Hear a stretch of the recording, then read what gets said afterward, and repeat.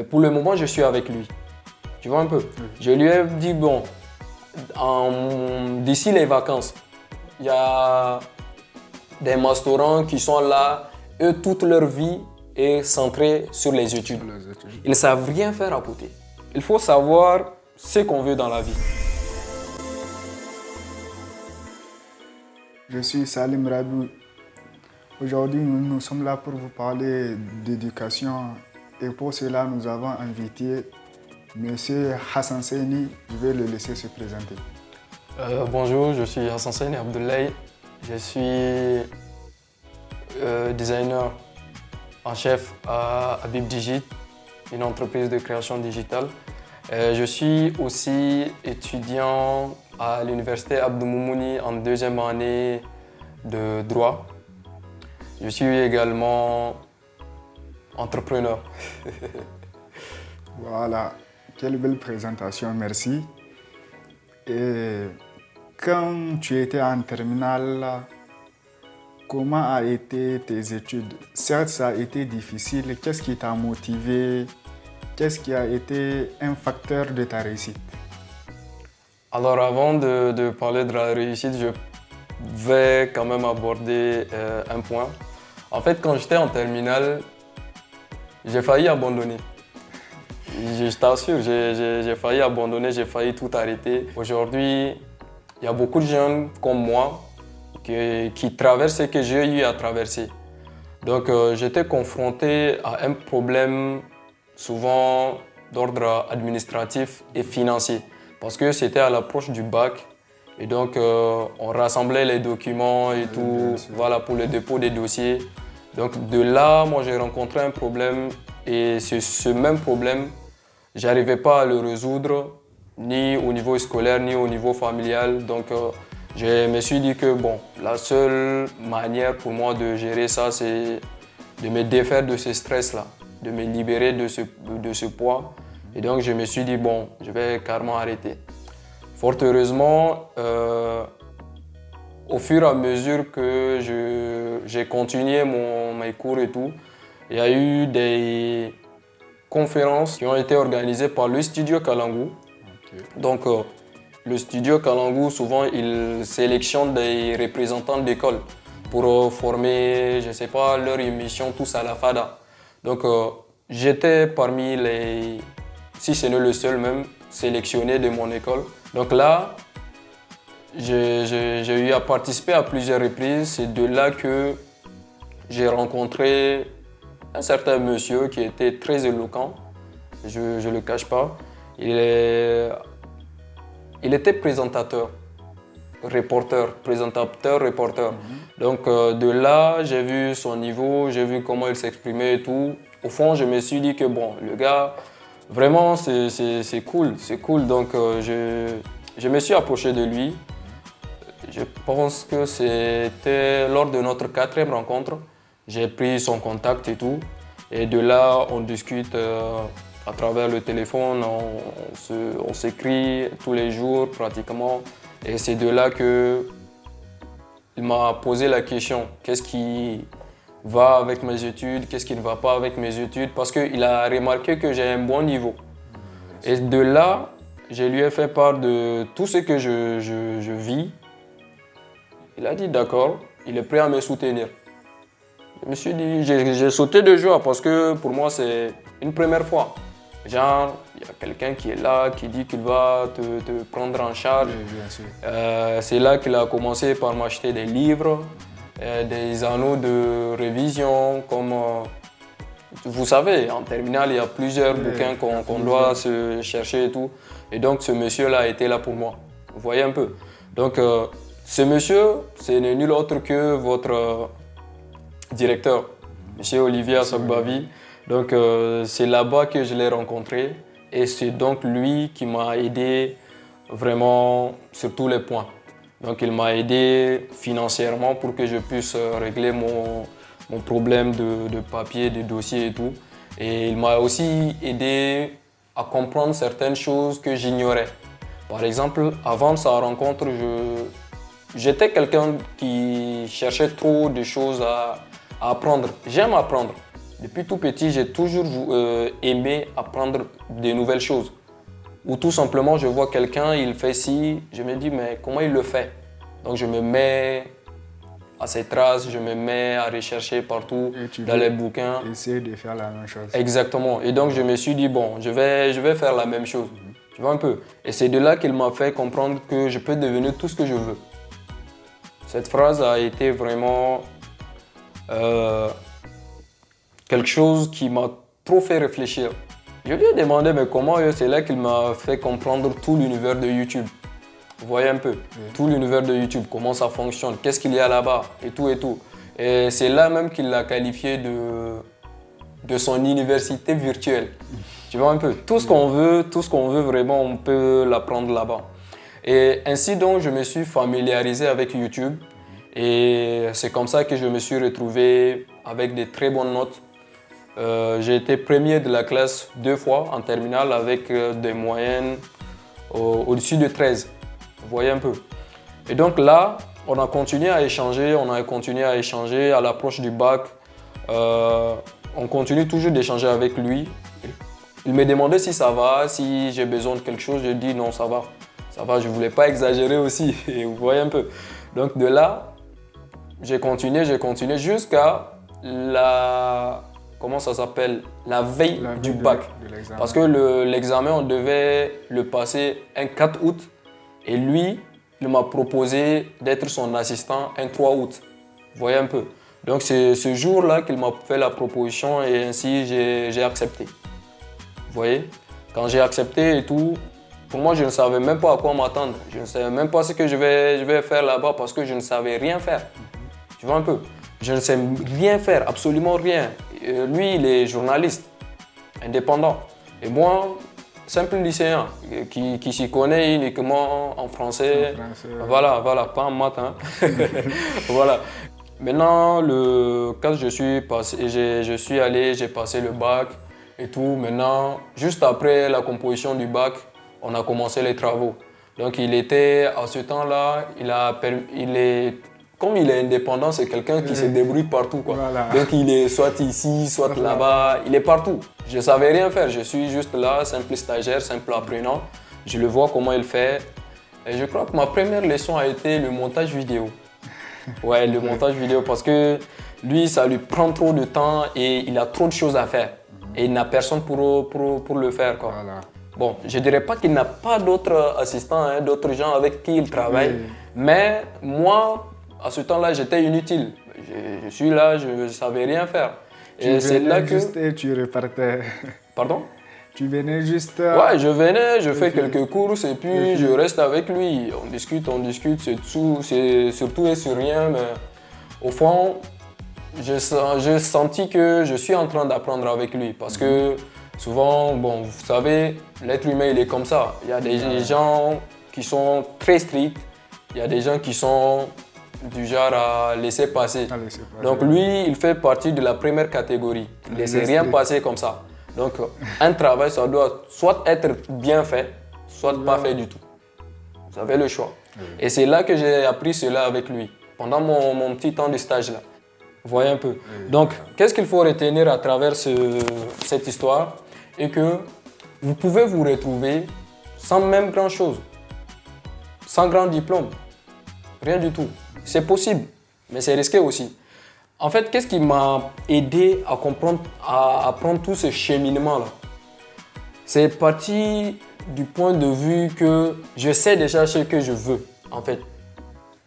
Avant même d'être en terminale, quand j'étais en première et tout, je me dis, bon, moi, franchement, au fond, je ne voulais même pas la vie à l'université. Je ne voulais même pas être étudiant. Est-ce que vous voyez? Je ne voulais même pas être étudiant et tout. Moi, tout ce que je veux, c'est 3 choses. Juste mon bac. Après le bac, je me suis dit, bon, il faut que je trouve aussi quelque chose à faire. Donc, la deuxième chose, c'était la chose là à faire, le travail à côté. Voilà. Et troisième chose, c'est aller à l'université. Donc, je vais à l'université.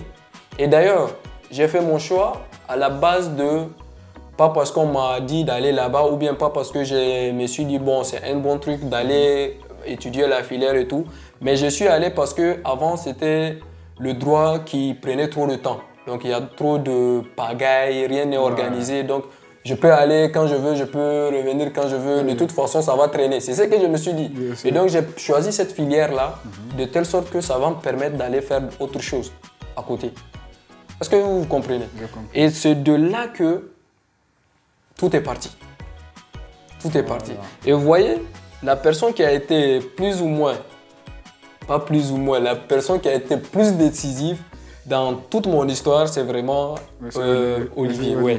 Et je lui suis reconnaissant. Vieux père. On dit merci. Vieux père, je te suis énormément reconnaissant pour tout. Parce que sans lui, qui m'a appris ces compétences-là, je ne serais pas là aujourd'hui. Vous voyez, je suis passé de simple lycéen à bachelier, et de bachelier à universitaire, et d'universitaire à... Une personne indépendante. Une personne indépendante. Super. Merci, monsieur Olivier. Vous voyez un peu. On vous remercie. Vraiment, vieux père, merci beaucoup. Voilà. Donc, voudrez-vous donner un conseil disant qu'il ne faut pas seulement se focaliser sur les études, il faut aussi chercher un truc à faire parce que la transition entre le lycée et l'université, ça change carrément la vie. Donc, il faut déjà commencer à entrevoir ce qu'on veut devenir dans le futur pour ne pas être une charge pour les parents. On l'a été enfant et encore adulte, on veut l'être. Donc, il faut qu'il y ait un changement. Que pourriez-vous nous dire dessus? Je pourrais dire que, par exemple, avant même de penser au bac, pensez à ce que vous voulez devenir après le bac. Vous voyez un peu, parce que c'est très important. La question à laquelle même un premier du Niger au bac ne peut pas répondre, c'est qu'est-ce que tu vas faire après ton bac? Qu'est-ce que tu vas devenir après ton bac? À l'école, depuis le primaire, on nous a appris à aller à l'école pour avoir un travail. Et c'est de ce travail-là qu'on s'enrichit. Que Dieu pardonne nos grands-parents qui ont fait cette pensée-là. Mais ce n'est pas vraiment exact. Aujourd'hui, la réalité dit tout autre chose. Parce qu'il y a des doctorants, il y a des masterants qui sont là. Eux, toute leur vie est centrée sur les études. Ils ne savent rien faire à côté. Rien du tout. Ce qui fait qu'on a plus de nos grands frères qui dorment et qui nous demandent, nous autres, qui nous demandent de 100 francs pour acheter de la cigarette ou bien acheter du café. Vous voyez un peu? Donc de là, il faut savoir que l'université à elle seule ne garantit rien. Vous pouvez finir votre étude avec tous les diplômes qu'il faut, mais le travail sera compliqué. Parce qu'aujourd'hui, on voit sur le terrain que même pour trouver un stage, il faut qu'on connaisse un oncle, qui a un ami qui connaît le 2G de telle entreprise pour avoir un stage. Voilà. Vous voyez un peu? Donc si vous savez déjà faire quelque chose à côté, vous ne regretterez pas d'aller à l'université. Vous pouvez toujours continuer à l'université et aussi apprendre des compétences que vous pouvez faire pour vous en sortir vous-même. Parce qu'aujourd'hui, moi, je n'ai pas dit ça dans mon histoire et tout, mais ce qui m'a plus découragé avec l'université, c'est le fait que souvent, je peux me réveiller et avoir 0 franc dans la poche. Ce qui fait que même pour prendre le bus de l'université, les 50 francs requis, je ne l'ai pas. À plusieurs reprises, j'ai eu à taper la distance de la rive droite de l'université à Sonissi, parce que j'habite à Sonissi. À plusieurs reprises. Vous voyez un peu? Donc tout ça, c'est des choses que je me suis dit, ok. C'est là que je me suis rappelé de la phrase de Olivier, quand il dit que vraiment l'université, là, c'est fait pour les riches. Non, mais toi qui galères, tu n'as même pas 50 francs pour prendre un bus, mais c'est quoi? Il n'y a pas d'espoir. Et malheureusement, dans ça, il y a plusieurs de nos camarades, de nos grands frères, de nos petits frères qui gardent espoir aux études supérieures. Ils croient que bon, ça va aller, de toute façon, ça va aller, ça va aller, ça va aller. Mais c'est pas ça. La réalité dit autre chose. Vous voyez un peu? Merci beaucoup. Donc vraiment, le conseil, c'est de ne pas se dire que je ne vais pas aller à l'université. Non, c'est une erreur. L'étude supérieure est toujours importante. Vous voyez un peu? Oui. Mais là, c'est d'aller à l'université, mais aussi de trouver quelque chose à faire à côté. Vous voyez un peu. Même si c'est la menuiserie, mais il n'y a pas de honte à ça. Tu t'en sors bien. Aujourd'hui, on a des gens qui ont des grosses entreprises basées dans la menuiserie. Il y a des grands maçons aujourd'hui. Il y a des grands soudeurs. Tout ça, c'est juste pour s'en sortir. Et on nous a appris à l'école que si tu veux t'en sortir dans la vie, étudie. Mais d'accord. Donc si je peux m'en sortir sans études, de faire quoi? C'est là la question. Si je veux m'en sortir dans la vie, de continuer à étudier, non? Oui. Ok. Et si je m'en sors dans la vie sans aller à l'école? C'est une autre histoire. Ah, c'est une autre histoire. Vous voyez un peu. C'est ce que je dis en fait. Donc de là, il faut savoir ce qu'on veut dans la vie. Qui on veut devenir. Parce que certes, on a des rêves d'enfants et tout, mais je vous assure, en réalité, ça n'a rien à voir avec ce qu'on veut. Mais ce qui est sur le terrain. Parce que comme le dit si bien Ahmed Bari, c'est le terrain qui commande. C'est le terrain qui commande. Peu importe le bagage intellectuel que tu as, académique ou scolaire que tu as, le terrain va te montrer que, gars, tu ne sais rien faire. Donc va apprendre. Vous voyez un peu? Donc le conseil vraiment, c'est d'apprendre et de continuer à apprendre. Tout ce que vous voyez, je vais vous répéter la même phrase que Olivier m'a dit. Vous pouvez devenir un pilote sans être dans une école de pilote. Vous pouvez devenir un médecin. Attention, mais il faut partir à l'université. Hein. il faut faire des grandes études en médecine, bien sûr. Et vous pouvez aussi créer tout ce que vous voulez à condition que vous l'appreniez. Mais tout se fixe vraiment dans l'apprentissage. Durant votre parcours du lycée à la vie professionnelle, qu'est-ce qui vous a marqué à part la rencontre avec M. Olivier, Bari, Ibou et autres?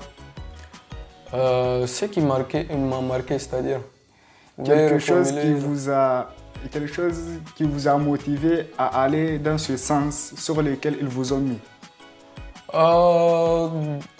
Bon, j'ai abordé la question, il y avait eu des difficultés en fait. J'avais eu des difficultés personnelles qui m'ont montré que, gars, le chemin que eux sont en train de te montrer, c'est le chemin sur lequel tu peux t'en sortir. Mais ton chemin à toi que tu t'es choisi, vraiment tu risques de t'y perdre et finir comme t'es grand. Vous voyez un peu? Donc ces réflexions-là, ces comparaisons-là, qui m'ont permis vraiment d'être focalisé sur ce que je veux et ce que je vais apprendre. Donc, je l'ai dit, ça n'a pas été facile l'apprentissage avec tous ces grands hommes-là, mais comme je sais déjà ce que je veux et que je me projette à la finalité, on laisse passer les difficultés, on met à côté les difficultés, on met à côté les conflits et on se fixe sur ce qu'on veut apprendre. Vous voyez un peu? Donc, ou bien c'était quoi la question? Si je n'ai pas répondu. C'était une bonne réponse. C'est très belle réponse. D'accord. En une seule phrase, j'aimerais que vous donniez un conseil à la nouvelle génération. En une seule phrase? Oui. Apprenez et continuez d'apprendre. Merci beaucoup. C'est tout. Merci aussi. C'était un plaisir d'être là et tout.